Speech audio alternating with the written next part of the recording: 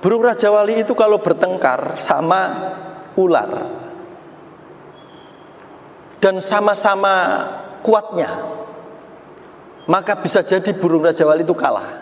Kalau sudah hampir kuangkalan, hampir kalah itu Raja Wali, ular itu dibawa terbang. Maka sebesar apapun ular pasti kalah kalau sudah dibawa terbang. Nah, itu apa maksudnya kalau kita mau ngaji itu? Kita hidup di dunia ini ngadepi, kalau di rumah ngadepi istri, ngadepi anak, ngadepi siapa lagi, ojo geger. Semua ilmu ini untuk menyempurnakan ibadah. Sudahlah teman-teman yang Muhammadiyah, silakan nyari ilmu Muhammadiyah, yakini itu, pilih dan jangan menghina yang lain. Sudah, terbang.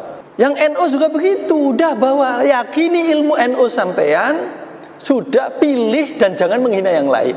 Sudah, terbang. Karena kalau sudah ke hakikat, dibawa naik ke atas tadi, gak ada orang menghina orang, Pak.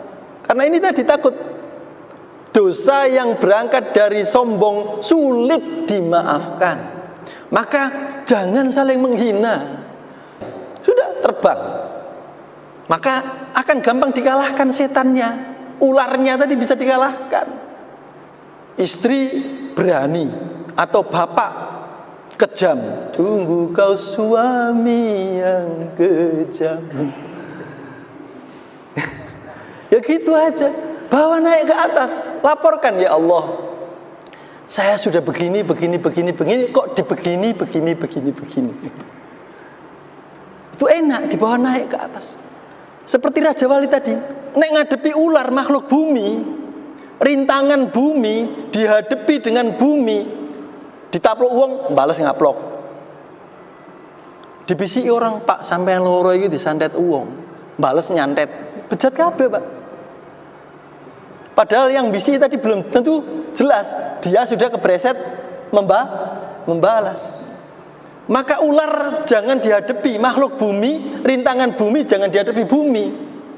Pertengkaran yang berdasarkan ilmu hitung-hitungan jangan dihadapi di bumi, bawa naik. Ya Allah, saya sudah nawai itu sejujur-jujurnya, kok saya dikhianati, ya Allah. Nanti akan indah. Nanti Allah akan kasih solusi yang indah, yang menenteramkan. Nggak akan terjadi seperti di WA grup itu. Oke, geger. Ini ngaji ayat-ayat kauniyah. Ayat-ayat itu ada dua ya, seperti yang kita ketahui. Ada ayat-ayat qauliyah, ayat-ayat yang ada di dalam Al-Quran, dan ayat-ayat kauniyah yang ada di dalam alam. Jadi ini contoh saja, kalau kita nggak sombong itu ilmu itu banyak kita dapatkan di mana-mana. Tapi kalau kita sombong itu ilmu akan seperti gelas kalau kita tutup ya nggak bisa diisi air. Tapi kalau tutupnya kita buka ya gampang diisi air. Lihat Raja Wali aja dapat ilmu, misalkan. Raja Wali itu ke atas juga ada rintangannya. Walaupun di bumi bisa mengalahkan makhluk bumi, tapi kalau ke atas juga ada rintangannya. Siapa rintangannya? Gagak. Burung gagak itu kalau lihat Raja Wali mesti dikejar. Maunya burung gagak juga kalau lihat dari kacamata burung gagak, maunya juga niatnya bagus. Kepalanya dicucuk ben gak iso noleh-noleh, ben gak bisa menyerang musuhnya. Maunya juga bagus. Tapi dilihat dari kacamata Raja Wali, ini pengganggu. Artinya apa? Kita udah sholat, udah datang ke masjid, udah ngaji, itu juga ada gangguan. Walaupun sudah terbang gangguan, tapi bagaimana Raja Wali dalam mengusir pengganggunya tadi? Tidak bales burung gagak dipatok, tidak.